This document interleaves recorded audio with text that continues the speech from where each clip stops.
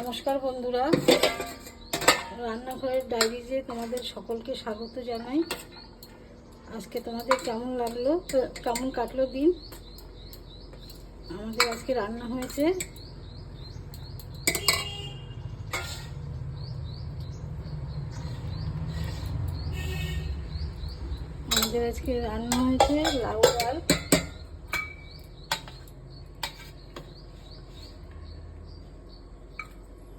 লাউ ডাল, মুগ ডাল দিয়ে হয়েছে।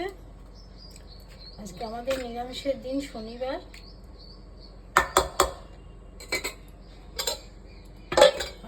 তার সাথে তো ভাত সাজানো হয়েছে, সেটা তো তোমরা জানো। আর হয়েছে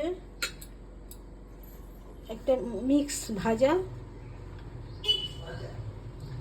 তাতে দেওয়া আছে ফুলকপি, বেগুন, বরবটি, আলু আর লাউর খোসা। আর হয়েছে লাউর চপ।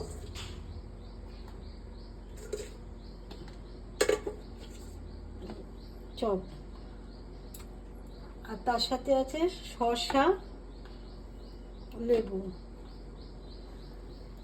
কারণ আমাদের আজকে নিরামিষের দিন, তাই এইভাবেই রান্না করা হয়েছে।